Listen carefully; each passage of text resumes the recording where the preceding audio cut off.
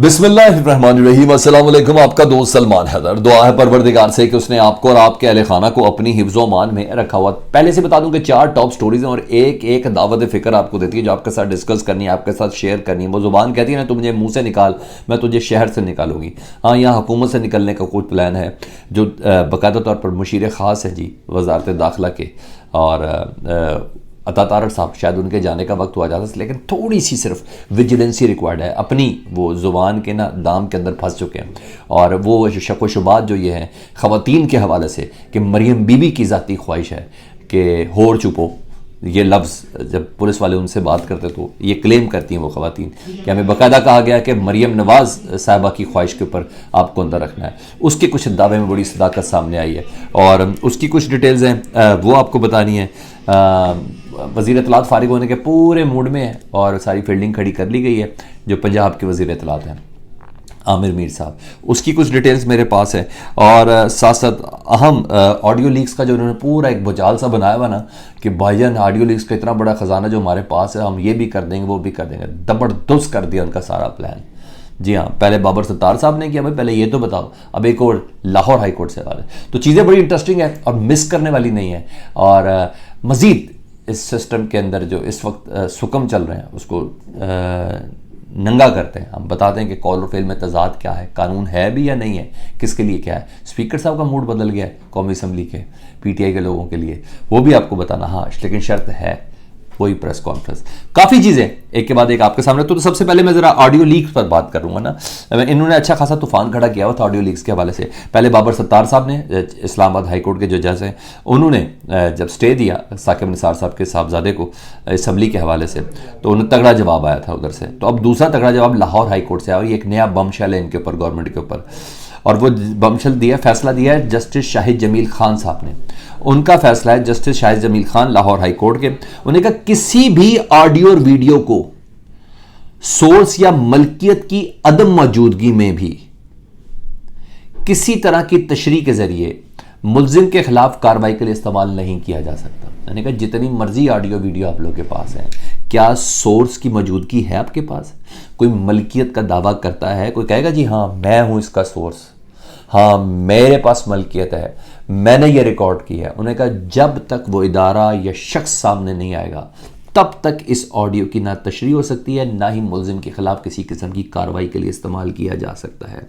अब लगा लो वो जो 700 कहीं थी ना आपने, यास्मीन राशिद की कॉलें हुई इंटरसेप्ट, पहले ये बताओ वो की किसने थी? वो जो उससे पहले साकिब निसार साहब की हुई, किसने पहले वो बंदा बताओ भाई जो ये रिकॉर्ड करे। पहले मालिक सामने आया उस ऑडियो का। उन्होंने कहा जब तक वो नहीं आएगी किसी के खिलाफ कार्रवाई इस्तेमाल नहीं। वो मुकम्मल तौर पर ऑडियो में से बाहर निकल गई है, बिल्कुल की फूक निकाल दी है बहुत अच्छे से जी। मजीद कहा है कि ऑडियो और वीडियोस रिकॉर्ड और अपलोड करके राजदारी के बुनियादी हक की खिलाफ वर्जी है और यह कसीरुल जहती मामला है। किसी भी एजेंसी को ऑडियो या वीडियो की रिकॉर्डिंग के लिए राजदारी में दखल अंदाजी करने की इजाज़त नहीं है। इनकी तो हवा निकलेगी सारी। तो अब इस तरह से बिल्कुल क्लियर है कि ये इसके अंदर से कोई बहुत धमाका करने वाले हैं। पहले बाबर सत्तार इस्लामाबाद हाई कोर्ट के, उन्होंने तशरीह मांगी है, मामिन में एतजाज़ एहसन को रखा है, रज़ा रब्बानी को रखा है और मोहसिन शाहनवाज रांझा को रखा है। बताओ भाई ये कर कौन रहा रिकॉर्ड? जिनकी तरफ इशारा जा रहा है वही है या कोई और है? तो ये सब चीज़ें तो उधर अब ये तो बाकायदा फैसला है जस्टिस शाहिद जमील, वहाँ तो मामलत मांगी थी ना, यहाँ तो शाहिद जमील खान साहब ने फैसला ही दे दिया। तो यहाँ से बात ये जहन में रखनी है। तो ये चीज़ चल रही है। दूसरा, हुकूमत की दोगली पॉलिसी है, स्पेशली स्पीकर कौमी असम्बली की पॉलिसी बेनकाब हुई है। जो अफराद पीटीआई को छोड़ कर जा रहे हैं ना, उन्होंने कौमी असम्बली के स्पीकर जो हैं उनसे बात की है जी, दरख्वास्त दी है जी राजा परवेज़ अशरफ साहब को कि सर हमें असम्बली में आना है। तो स्पीकर ने उनको रजामंदी ज़ाहिर की है, बल्कि खुश आमदीद का है कि आप असम्बली में आ सकते हैं। शर्त वही है पीटीआई छोड़नी थी आपको, वो आपने छोड़ दी है। तो हमारी वो डिशेस जो है उसको ज़रा बरकरार रखें। इससे पहले पीटीआई के लोगों ने कहा था स्पीकर को, तो स्पीकर ने कहा था नहीं, एक बार इस्तीफ़ा एक्सेप्ट हो गया तो नहीं हुआ। तो लाहौर हाई कोर्ट ने भी हुक्म दिया था कि इनको दोबारा रिस्टोर किया जाए और उनको असम्बली में दाखिल होने दिया जाए। इन्होंने फिर भी इनकार किया। मगर अब जो छोड़कर जा रहे हैं जी, उनके लिए असम्बली के दरवाजे खुले। मतलब सब अंधा है, सब कानून अंधा है। या कोई कानून शानून की पासदारी नहीं हो रही है। जिसका जो मौका लग रहा है, जिसको अपने हिसाब से जो चीज़ सूट कर रही है वो करता हुआ नजर आ रहा है। मैंने कहा मैं सिस्टम को यहाँ से आपके सामने ज़रूर करूँगा, कम से कम मेरा नाम तो उन लोगों में और आपका नाम तो उन लोगों में कि हाँ हमें ये बातें पता थी, हम इग्नोर करके नहीं गए थे इसको, जब भी जाएंगे जी।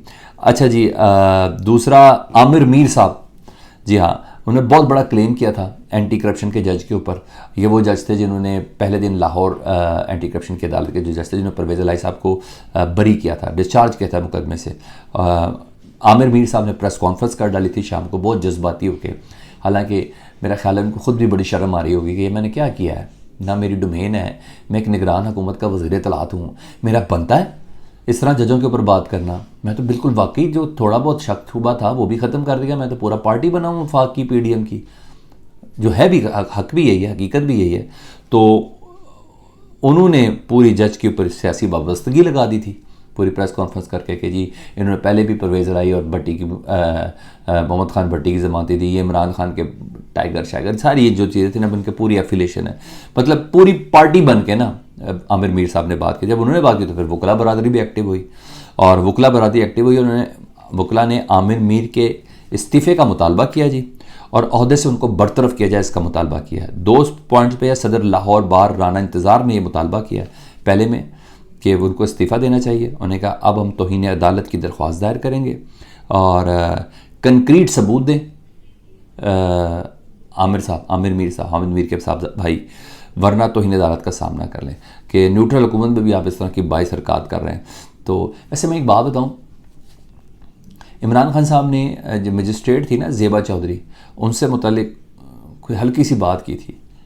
अपर कोर्ट एक्टिव हुई थी, यानी इस्लामाबाद हाई कोर्ट एक्टिव हुई थी, और फिर जो हशर हुआ था इमरान खान साहब का वो आपको भी पता है और मुझे भी पता है। इधर भी अगर अपर कोर्ट यानी लाहौर हाई कोर्ट थोड़ी सी एक्टिव हो जाए ना तो इनकी तसल्ली बड़े अच्छे से हो जाए। लेट्स सी, देखें क्या होता है। हमने हाईलाइट तो किया है उनकी इस प्रेस कॉन्फ्रेंस को और उसके बाद के इकदाम को, लेट्स सी देखें क्या होता है।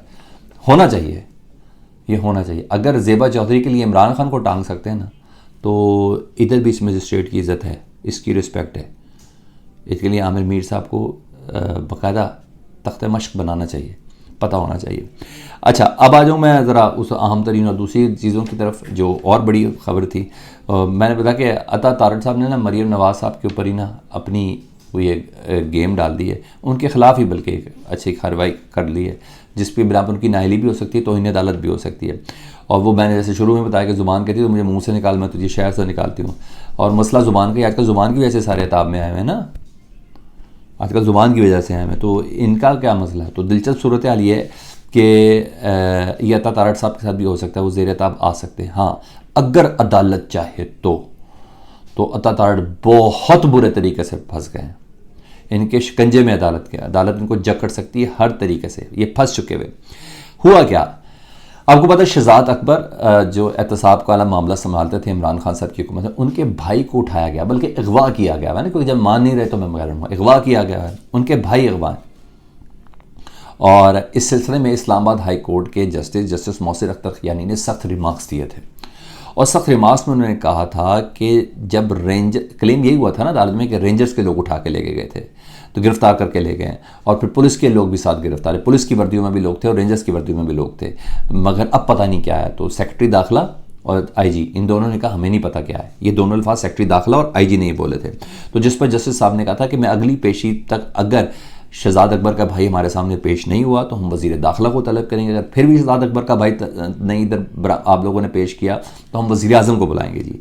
और ये सब कहा था, और उन्होंने कहा ये भी कहा था कि रेंजर्स की वर्दी का गलत इस्तेमाल पर वज़ीर दाखिला को बुलवाऊंगा। ये सारी चीज़ें इस्तेमाल हो रही हैं, ठीक है, गलत इस्तेमाल हो रहा है, क्या इदारे सो रहे हैं, ये अदालत ने कहा था। अच्छा, अब क्या हुआ, यानी इन्हें मुकम्मल तौर पर अदालत के सामने शहजाद अकबर के भाई की कस्टडी पर डिनाई किया था गवर्नमेंट ने, IG रैंक के बंदे ने और सेक्रेटरी दाखिला रैंक के बंदे ने। उन्होंने कहा हमारे पास शहजाद अकबर का भाई नहीं है, कहा ज़रूर जा रहा है कि रेंजर्स की यूनिफॉर्म में बंदे थे, वो हमारे रेंजर्स के नहीं थे, कहा ज़रूर जा रहा है पुलिस की यूनिफॉर्म में बंदे थे, लेकिन हमारे नहीं थे, हम हेल्पलेस हैं। अच्छा जी, अब ये बात होगी। अब यहां क्या हुआ जी,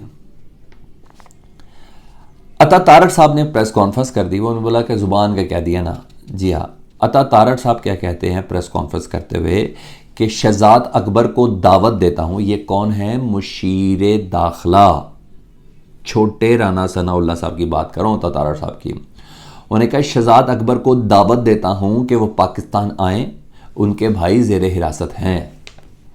ये मुशीर दाखिला खुद मान रहा है कि शहजाद अकबर का भाई हमारी हिरासत में है। और ये बात अहम है क्योंकि वजारत दिफा का मुआविन खसूसी ये बात तस्लीम कर रहा है ना, लेकिन अदालत के उनका भाई हमारे पास है, लेकिन अदालत यानी जज के सामने वजारत का जो नुमाइंदा यानी सेक्रेटरी दाखिला है वो कह रहा है जी हमें तो पता ही नहीं है, हमारे पास तो है ही नहीं और हमें नहीं मालूम। और जब ये बात इस तरीके से चल रही हो तो एक कन्फेशन है अता तारड़ का कि जी हमारे पास है, सेक्रेटरी दाखिला जो मर्जी करे, हाँ पुलिस आईजी जो मर्जी करे हमारे पास है, तो एक कन्फेशन इनको मरवा सकता है। जज साहब को चाहिए कि उनसे जवाब लें, उनसे जवाब ले सकते हैं कि इनके पास तौहीन अदालत भी लग सकती है और नाहिली भी हो सकती है। शहजाद अकबर के जो वकला हैं उनको थोड़ा सा तगड़ा होना होगा और कुछ नहीं।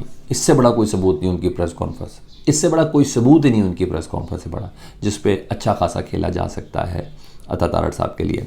दूसरा वो ख़वातीन के पकड़ने, मैंने जिसके बारे में मरियम बीबी के बारे में, ख़वातीन जो पकड़ी गई थी ना जिनमें ये सारी ख़वातीन शामिल थी, आलिया हमज़ा, सनम जावेद, तैयबा राजा और इन सबको ना, इन ख़वातीन ने ये क्लेम भी किया था, ये कहा जा रहा है कि हिरासत में उन्हें कहा जाता है कि मरियम नवाज़ ने आप लोगों के लिए ख़ास हदायत की हुई है कि आपको कस्टडी में रखना है।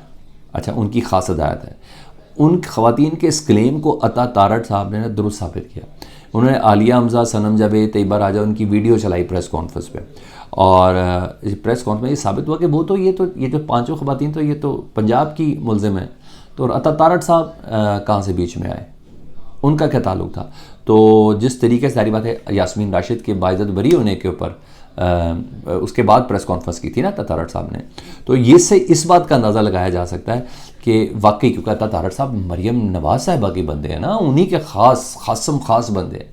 तो उनकी इस प्रेस कॉन्फ्रेंस में उनकी वीडियोस चलाना और ये सब करके ये साबित कर रहा है कि भाई मामला पर्सनल है, वाकई मरियम बीबी ने ही कहा है। तो मुझे कोई शक तो नहीं है कि मरियम बीबी पे बिजली गिराने वाले अता तारड़ साहब ही हैं और कोई नहीं है कोई इस पर इंसाफ करने वाला, मुझे ज़रूर बताइएगा। फीडबैक से मुतालिक दुआ कीजिएगा। चैनल देखते हो सब्सक्राइब कर दें। अल्लाहुम्मा सल्ली अला मुहम्मद व आले मुहम्मद।